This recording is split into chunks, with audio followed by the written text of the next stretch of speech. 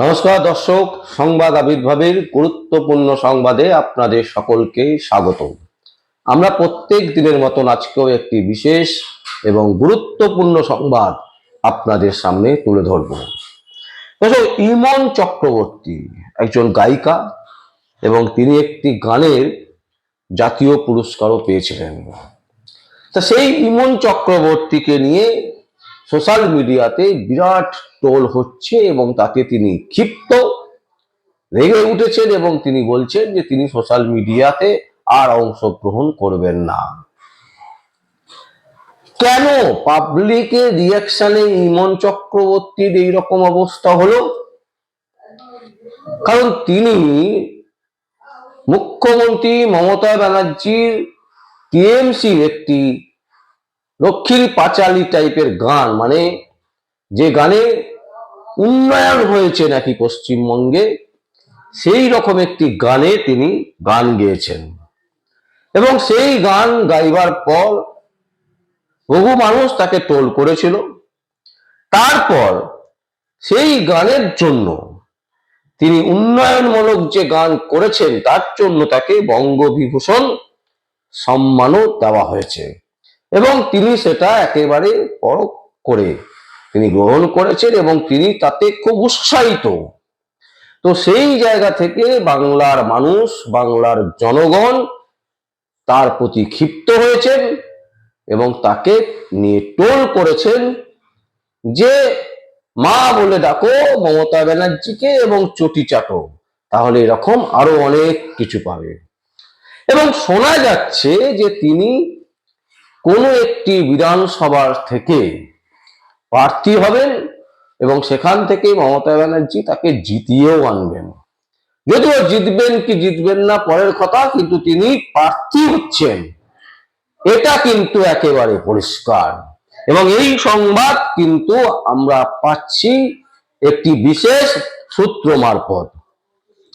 তাহলে প্রশ্ন হচ্ছে যে ইমন চক্রবর্তী তিনি এত উত্তেজিত হয়ে যাচ্ছেন কেন? তিনি এত রেগে গেলেন কেন? তিনি বঙ্গবিভূষণ সম্মান নিচ্ছেন মুখ্যমন্ত্রী মমতা ব্যানার্জির কাছ থেকে, তিনি আবার বিধায়ক হবার অফার পাচ্ছেন, তো কিসের জন্য? ইমন চক্রবর্তী এমন কি গায়িকা একটি পুরস্কার পেয়েছেন বলে তাকে সমস্ত কিছু মমতা ব্যানার্জি দিচ্ছেন? এটা কি কখনো হয়? কারণ যে মমতা ব্যানার্জি নিজের লাভ ছাড়া তিনি কখনো লসটা বোঝেন না। যখনই তার ক্ষতির সম্ভাবনা দেখবেন, যার মারফতে ক্ষতি হতে পারে তাকে তিনি সঙ্গে সঙ্গে কেটে বাদ দিয়ে দেবেন। আপনারা দেখেছেন মুকুল রায়কে, শেষ জীবন দেখলেন মুকুল রায় কিভাবে মারা গেল। তাই এই সমস্ত কিছুর মধ্যে আমরা দেখলাম যে ইমন চক্রবর্তী তিনি কিন্তু বেশ বুদ্ধিমান মহিলা, এবং শুধু বুদ্ধিমান মহিলা না, তিনি জানেন যে কোন জিনিসটা কখন কি করতে হয় এবং কিভাবে নিজের স্বার্থকে চরিতার্থ করা যায় সেই জিনিসটাও কিন্তু তিনি খুব ভালো বোঝেন। আপনারা জানেন যে রূপঙ্কর, বাংলার একজন বিখ্যাত গায়ক রূপঙ্কর, তিনি বলেছিলেন যে এত হিন্দি হিন্দি করার কি আছে, বাংলা নিয়ে ভাবো, বাংলা নিয়ে ভাবো। তো এইরকম কিছু কথাবার্তা, এবং সেই সময় একজন বিশিষ্ট হিন্দি গায়ক মারা গেছিলেন, মনে করে দেখুন সেই পুরনো স্মৃতি। সেই সময় কিন্তু এই রূপঙ্কর ইমন চক্রবর্তীর পাশে দাঁড়িয়েছিলেন, কিন্তু ইমন চক্রবর্তী কিন্তু রূপঙ্করের পাশে দাঁড়াননি এবং বহু সুযোগ সুবিধা তিনি নিজের মুখে বলছেন যে তিনি রূপঙ্করের কাছ থেকে নিয়েছেন, রূপঙ্কর দার কাছ থেকে নিয়েছেন, কিন্তু রূপঙ্কর তার যখন ক্রাইসিস তখন কিন্তু তিনি তার সামনে বা তার পাশে গিয়ে দাঁড়াননি। তিনি তখন বলছেন যে সাধারণ মানুষ বলছে, তো সাধারণ মানুষ তো ভুল বলে না, তো আপনার বেলায় যখন বলছে আপনার এত গায়ে লাগছে কেন? সাধারণ মানুষই বলছে, বাংলার মানুষজনই বলছে। সেই দিনও বাংলার মানুষজন বলছিল রূপঙ্করের বিরুদ্ধে, আপনি গর্জে উঠেছিলেন, আপনি বলেছিলেন রূপঙ্কর ভুল করেছে, রূপঙ্কর যেটা বলেছে সেটা ঠিক করেনি, বাংলার মানুষ যেটা বলছে সেটা ঠিক বলেছে। তাহলে আজকে আপনার এত গায়ে লাগছে কেন ইমন চক্রবর্তী? আসলে ইনি হচ্ছেন প্রকৃত অর্থে একজন ধান্দাবাজি, যেখানে তার স্বার্থ চরিতার্থ হবে সেখানেই কিন্তু তিনি থাকেন। তাই রূপঙ্কর দাকে যতদিন রূপঙ্কর দা বলে তিনি একেবারে তোল্লাই করে রেখেছিলেন, তার সাথে সাথে থেকে জায়গা যেই করে দিয়েছেন, তারপরেই যখন তিনি দেখলেন যে রূপঙ্কর দা একটা বেকায়দায় পড়ে গেছেন, টুস করে উনি পাশ থেকে সরে গেলেন এবং একেবারে সুন্দর করে পাশ থেকে সরে গিয়ে তিনি মজা দেখছেন। কিন্তু একটা কথা আছে যে যখন আমি মজা দেখছি, পাশে দাঁড়াচ্ছি না, ভগবান কিন্তু সেটা দেখছেন, আর সেটা কিন্তু আপনার ক্ষেত্রেও ফিরে আসতে পারে। ঠিক সেইভাবেই কিন্তু ফিরে এলো এবং বাংলার মানুষ ইমন চক্রবর্তীকে একেবারে স্পষ্টত বলল, চটি চাটা। কেমন লাগছে শুনতে দিদি? খুব ভালো লাগছে নিশ্চয়, আমাদের কিন্তু খুব ভালো লাগছে। কারণ সেদিনকে আমরা চুপ করেছিলাম না, সেদিনকে আমরা রূপঙ্কর দার সাথেই ছিলাম, রূপঙ্কর দার পাশেই ছিলাম।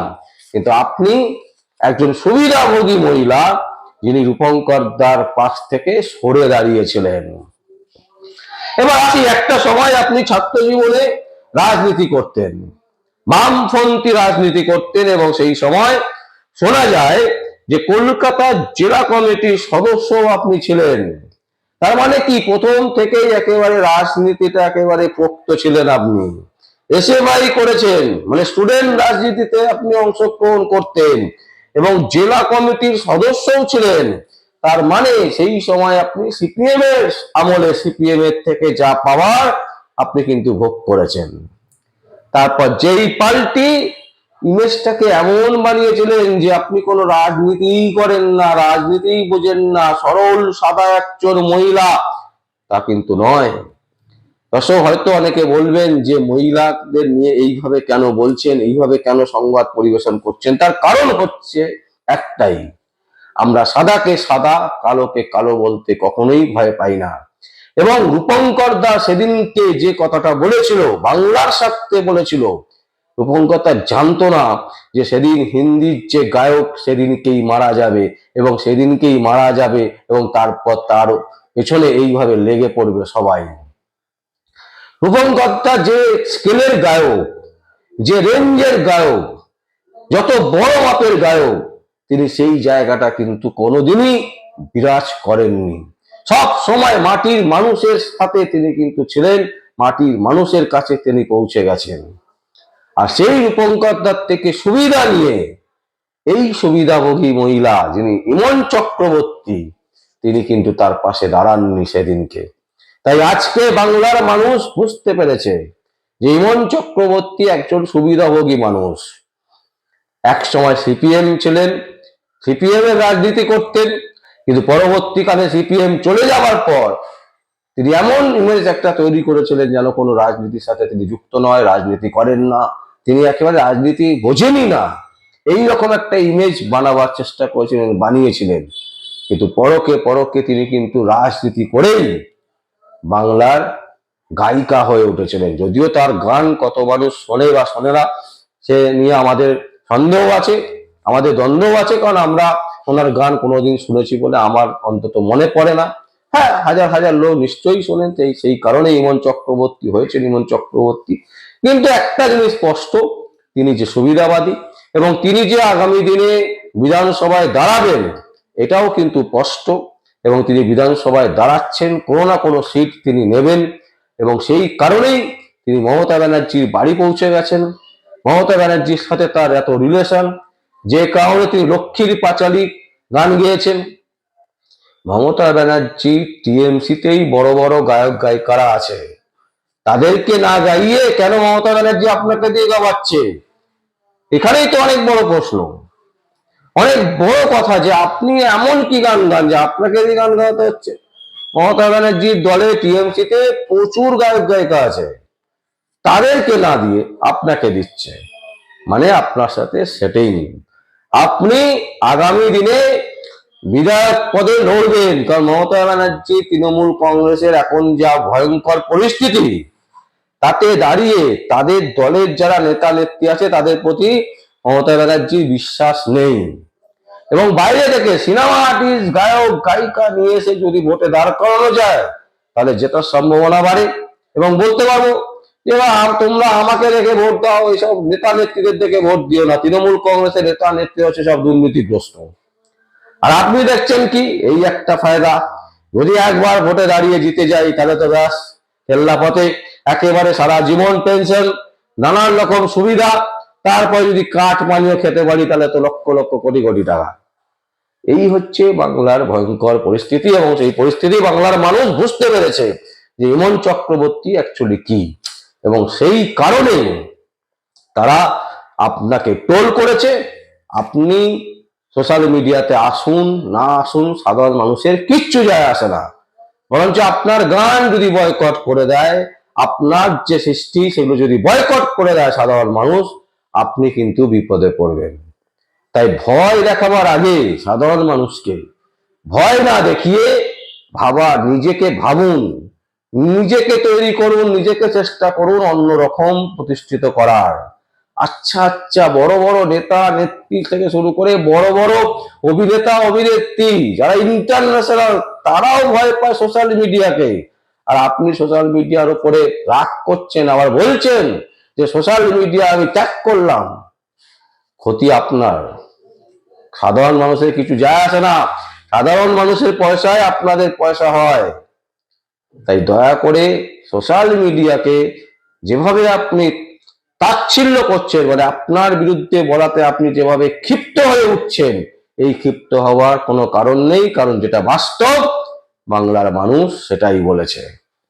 দর্শক, আমরা এই সংবাদ আপনাদের সামনে তুলে ধরলাম। যদি আপনাদের কোনো বক্তব্য থাকে, কোনো কমেন্টস থাকে, অবশ্যই আপনারা কমেন্ট বক্সে কমেন্ট করবেন। আর দেখতে থাকুন পরবর্তী সংবাদ আবির্ভাবে। আমার নাম বিশ্বজিৎ পাল, সংবাদ আবির্ভাবের জন্য।